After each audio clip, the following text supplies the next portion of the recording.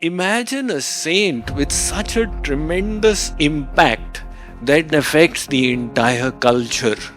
By his literary abilities, he inspired the literature of many dialects in Hindi. And by his scholasticism, he illumined the intellects of many spiritual seekers. And yet, his life was not just a bed of roses. God prepared him by placing him on the fire of purification. This is Goswami Tulsidas. Tulsidas ji's birth, the present consensus is that he was born in the year 1510 in a town called Rajapur, which lies somewhere between Prayagraj and Chitrakoot. His father was Atmaram Dubey, who was a priest and a scholar and the Mukhya, the head of the village. His mother was Hulasi Devi. For many years after marriage, they had no children. And Atmaram Dubey prayed to the Lord for this blessing. As a result of which, finally, Tulsidas came into this world. So a huge celebration was arranged by Atmaram Dubey. However, the midwife, the nurse, she came running after the delivery to Atmaram Dubey to inform him of the astonishing course of events. She explained that when she cut the umbilical cord, she heard a conch blowing. And any child cries upon birth, but this child did not cry. In fact, the child said, Ram, Ram, Ram. And when she looked into his mouth, he had teeth. And he seemed like a 2-year-old boy. So all this seemed so startling to her, she shared it with Tulsidas, his father. People advised Atmaram Dubey that this child could very well be a demon. Sometimes demons get born with astonishing symptoms, but they don't last. So just wait for 3 days and the truth will be clear. Atmaram Dubey took the advice, the celebrations were brought to a standstill.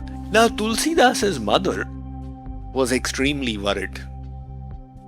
She was falling sick and realized that she did not have much time left. And she estimated that after her death, people would not let her child live.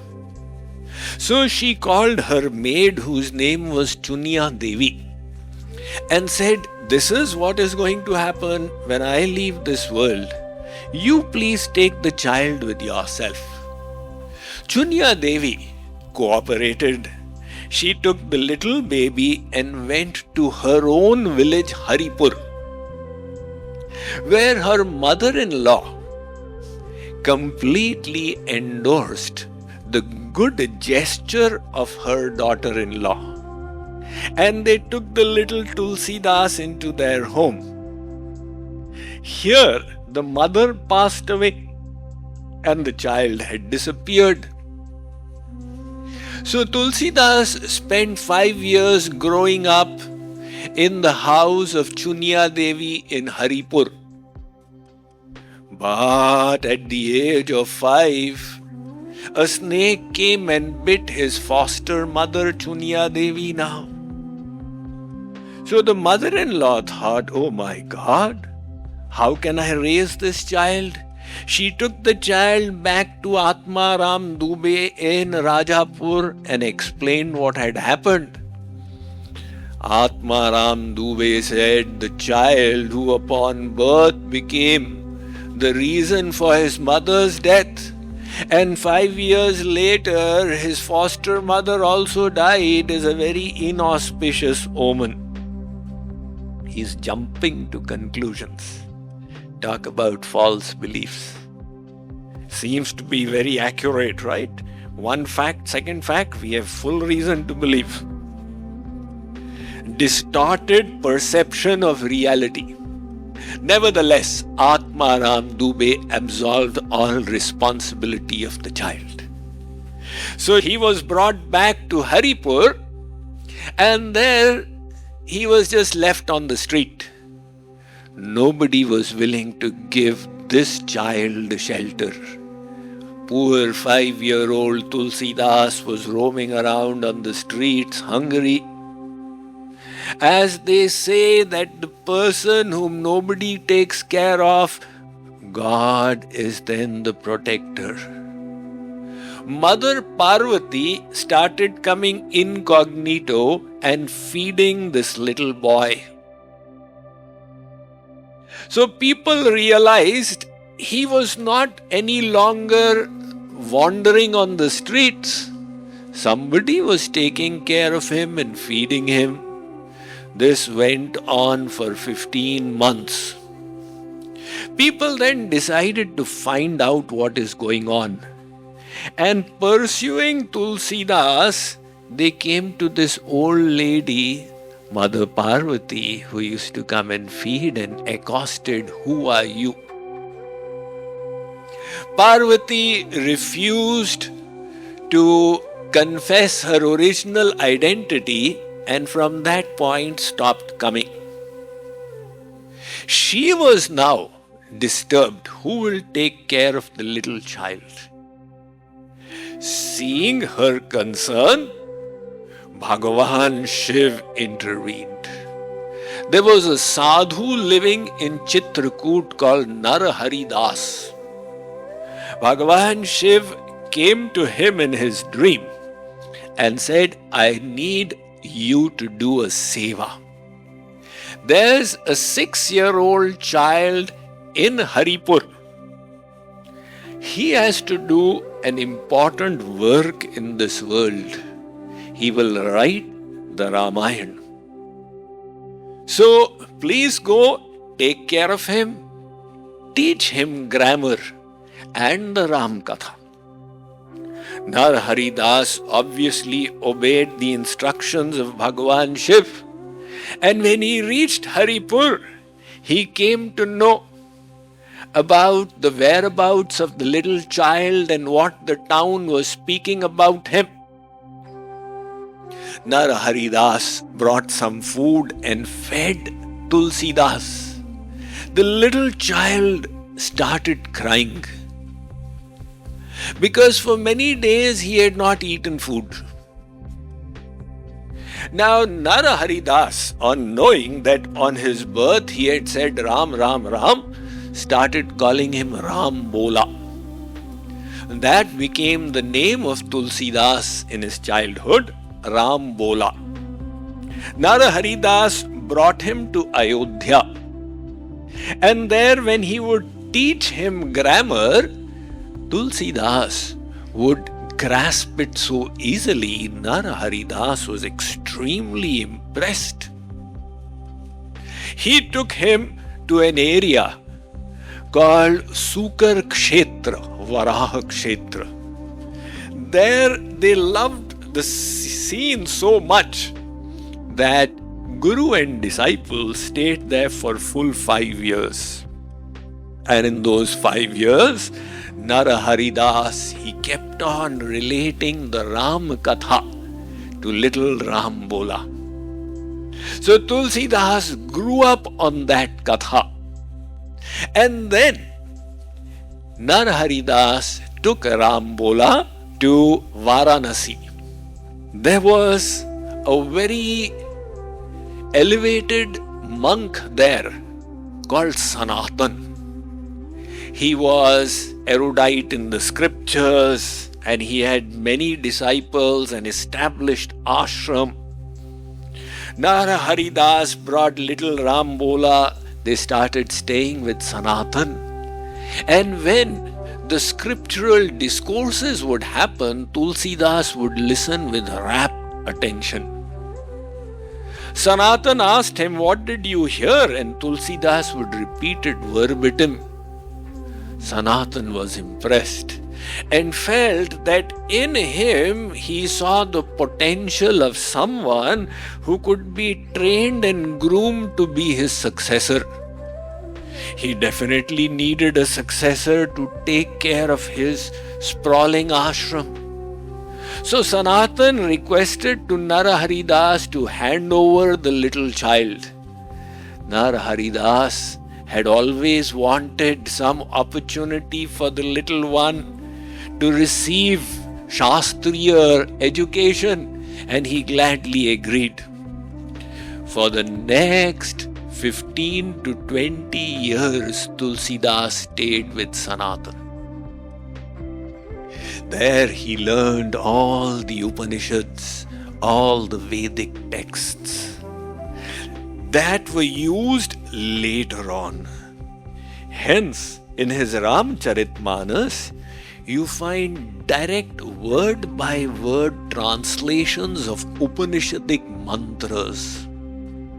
For example, the Shvetashvatar Upanishad states, "Apani pado javano grihita pashyatya chakshuhu sashrinotya karnaha savetti vedyam nacha tasyasti vetta tamaru agrayam purukham mahantam."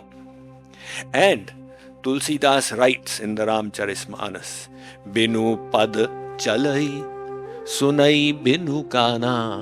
That God is such. He can walk without feet, he can hear without ears. Kar binu karma karai vidhi nana, anana rahita sakal ras bhogi, binu vani vakta bad jogi. Tan binu parasa nayan binu dekha, grahi ghran binu vas asesha. Asi sab bhanti alaukik karni, mahima jasu jai nahi varni. This is the alaukik, the astonishing works of the Supreme Divine Personality. So he became completely accomplished in Vedic knowledge. This was also the time when he wrote the Hanuman Chalisa. It is said a pret, a ghost, used to live in a tree. And to liberate the ghost from that yoni, from that state of existence, Tulsidas wrote the Hanuman Chalisa, which later on became so popular. However, one day Sanatan passed away. And that left Tulsidas completely heartbroken. What to do? Gurudev has gone. Tulsidas went to Chitrakoot to meet Narhari and found that Narharidas had also left the world. Tulsidas felt he was left without any shelter on the earth planet. He went to Rajapur to meet his father Atmaram Dubey and came to know that Atmaram Dubey had died, and also the entire family.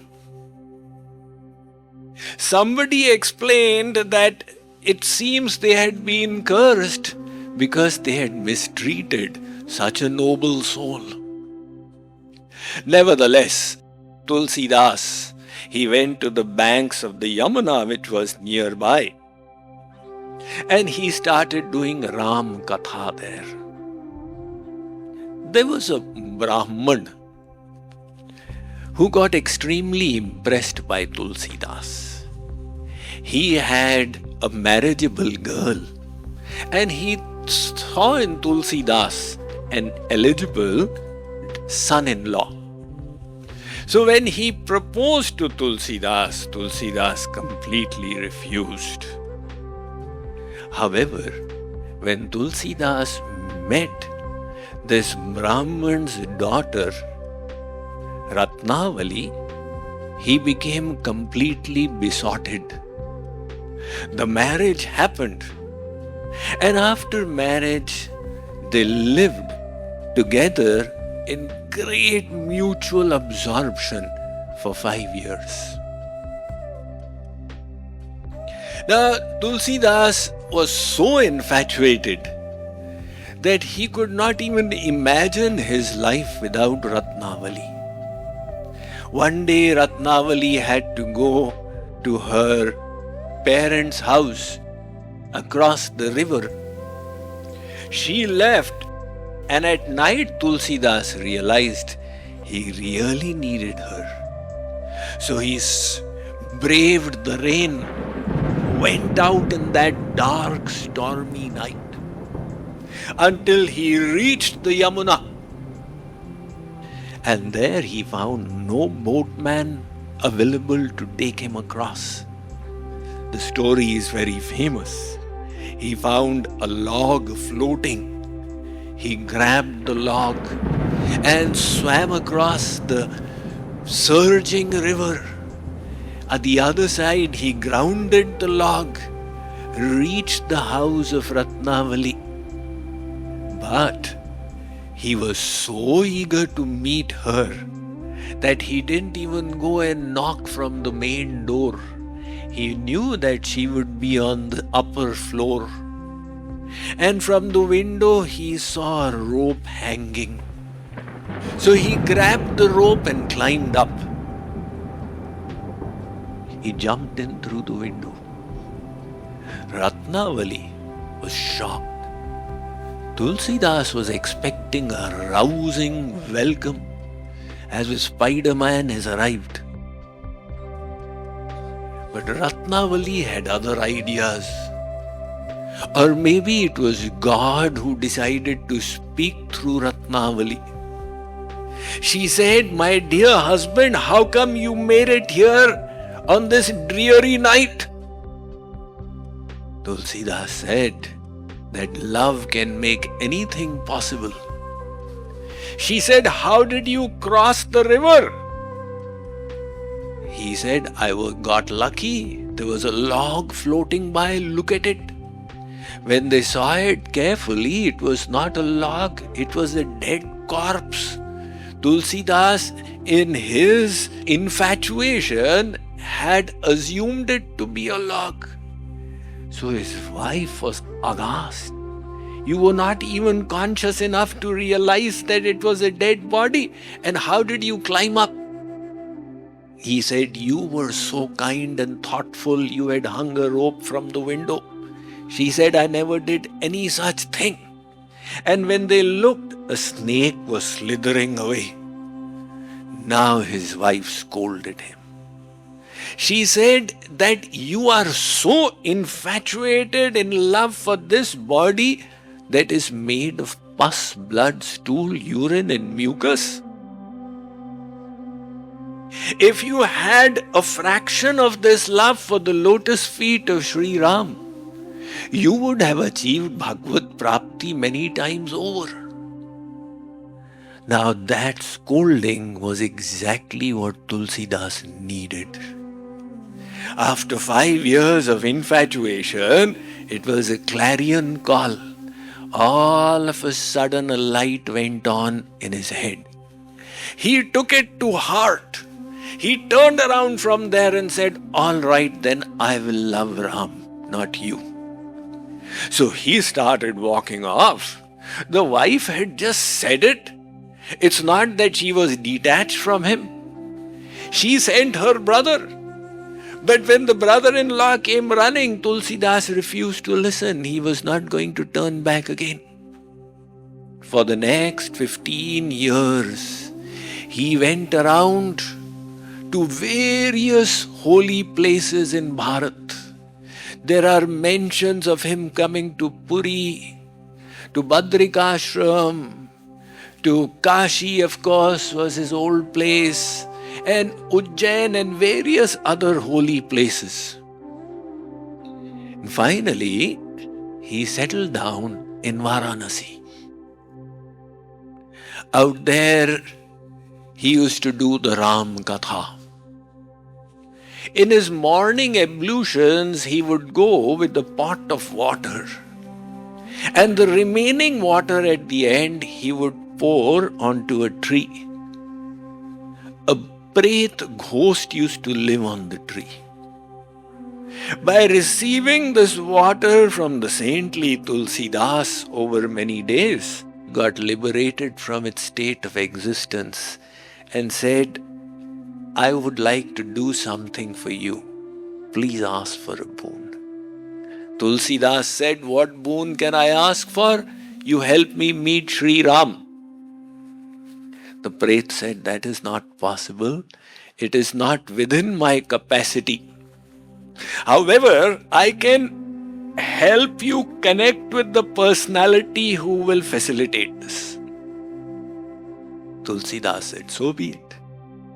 He said, unknown to you, Hanumanji comes in your katha in the form of a leaper. Observe carefully. That leaper is actually Hanuman. As the saying goes, that Hanumanji loves Ram so much that wherever the Ram Katha happens, he takes on some form incognito and comes to listen. Next day, Tulsidas, he observed the first person to arrive was the leaper. And when everybody left at the end of the katha, the leaper was going last. Tulsidas ran and caught his feet. The leaper said, leave me, but Tulsidas was not willing to leave him. And he said, I know who you are. I need you to do something for me. Finally, Hanumanji relented. He came into his original form, said, what do you want? Tulsidas said, what else can I want? I want you to give me darshan of Shri Ram. Hanumanji said, do one thing. Go to Chitrakoot. There you will have the darshan. So, Tulsidas ji now reached Chitrakoot.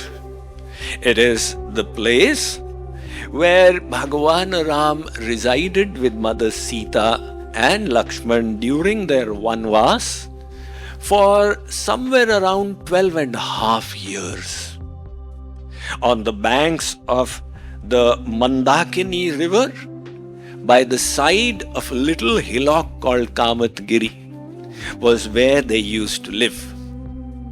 Tulsidas started residing there in that environment where there were many Ram devotees. And again, he used to do his Ram Katha. There was a little mandir where he started doing puja. He was a Brahman, of course. While he was doing his puja, the devotees were coming. Hanumanji came and informed him, you will soon have darshan of Ram and Lakshman. A little time passed by and two people came on horses. They had bows, arrows with them. They looked at him, smiled, walked by. Tulsidas did not realize God is sometimes a big trickster. So you would think that when he comes, he will come in his original divine form, say, ha ha ha, I recognize you. But he comes in such a way that only later on you realize. And that is what happened. Hanumanji came and said, did you have darshan? Tulsidas said, when? Hanumanji said, you missed it. He explained that those two horsemen were the ones. Tulsidas cursed his luck. He said, Hanumanji, how unfortunate of me. I could not even do pranam and see him with all my eyes. Give me one more chance. Hanumanji said, all right, we'll try again. Now one morning, Tulsidas had just done the puja in the temple and the devotees had lined up. They were coming, offering their pranam, and as is the custom, the priest puts a tilak. Tulsidas ji was putting a sandalwood paste tilak on the head of the lines of devotees. And Ram and Lakshman fell into the line. And they were also arriving. Now Hanumanji realized that Tulsidas may miss noticing once again. So, sitting on a tree, he said a verse that later on became very famous. Chitrakoot के घाट पर भई संतन की भीड़, तुलसीदास चंदन घिसे तिलक लेत रघुवीर. On the ghats, on the banks of Chitrakoot, the devotees have congregated. Tulsidas is grinding the sandalwood and Ram has come to receive the tilak. So Tulsidas heard that. Immediately he looked carefully and saw Ram and Lakshman. So now Ram's turn came to receive the tilak and Tulsidas just kept looking at him in awe and admiration. Ram took the tilak and put it on his head. So Ram and Lakshman blessed him and disappeared. Tulsidas felt gratified. Subsequent to that, he went around again to various holy places until he received the divine inspiration to write the Ram Katha. So he began it in Varanasi again. But when he would write it in the morning till evening and then go to sleep, the next morning he would find that it has disappeared, all that he wrote. This continued for many days until he wondered, why is this happening? And then Bhagavan Shiv came to him and he said, why are you writing in Sanskrit? Tulsidas said, because everybody writes the scriptures in Sanskrit. Shivji said, then how will the masses understand? Now, many people, they believe that Tulsidas was the incarnation of Valmiki himself. In the Bhavishya Purana, there is a mention where Shivji explains to Parvati that Valmiki returns again in Kali Yuga to write the Ramayana in the local dialect for the benefit of the masses. So although the Ramayana that Valmiki wrote revealed the divine pastimes of Bhagavan Ram and provided the means for bhakti for so many ages, yet it slowly became the monopoly of the Pandits because they knew Sanskrit. And to access the Ramayana, people would have to go via the Pandits. So Tulsidas decided to write it in the local dialect. He used out there Awadhi, a little bit of Bhojpuri, little Khadi Boli, etc. to write it in a common dialect. He now went to Ayodhya. And that is where he began on the day of Ram Navami. And after 2.5 years, he completed the Ramcharitmanas on the day of the Ram Sita Vivaah. So when he completed it, it is said the various Devi Devtas came to applaud him. Shankarji as well came to bless him. Ganeshji was so impressed that he made a copy for himself and took it with him.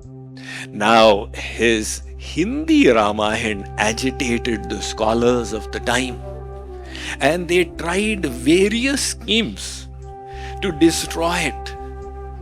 where it is said that they arranged for some thieves to go at night and to steal it. And those thieves, when they would come, they would find that two soldiers with bow and arrow would always be there standing and guarding. And people believed that Ram and Lakshman had themselves come to guard it. So, a lot of opposition also happened. But, as the saying goes in English, that nobody can stop an idea whose time has come. Now, Tulsidas ji took this Ramcharitmanas to Kashi. And there it is said that the scholars in Kashi were skeptical of it.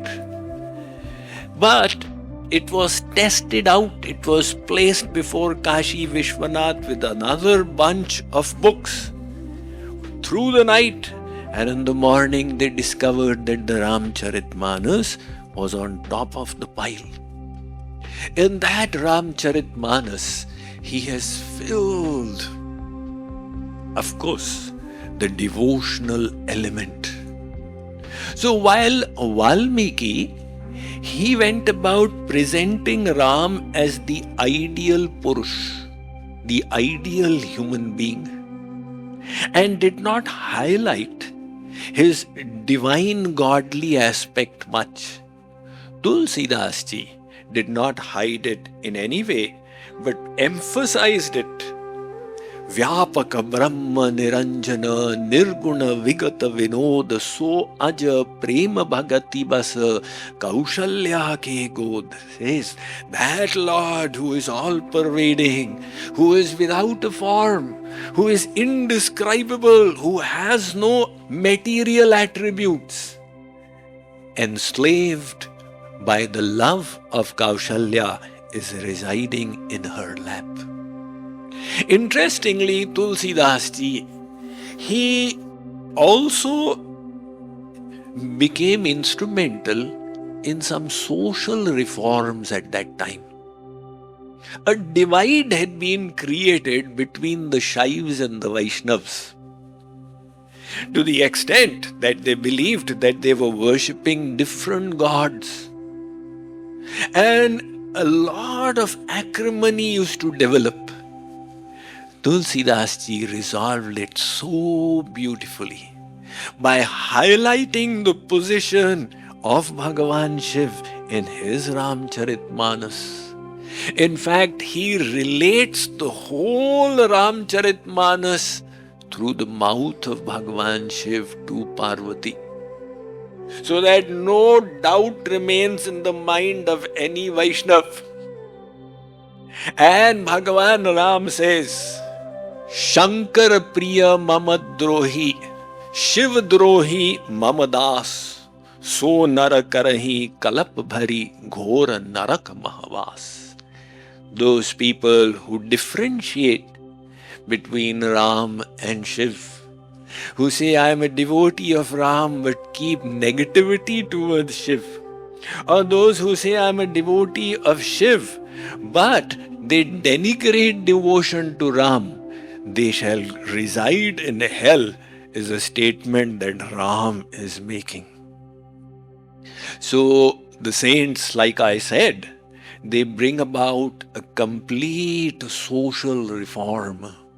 This was not the only major work of his. He also wrote Janaki Mangal. He wrote Parvati Mangal. He wrote the Vinay Patrika, in which he is beseeching Ram for bhakti with the utmost humbleness. And he created a full treasure chest of divine works, providing people to come with a means for engaging in devotion. A couple of years after that, he completed his works in the world and left his material body to go and enter the divine pastimes of Shri Ram. Siyavar Ramchandra ki, Goswami Tulsidas ki.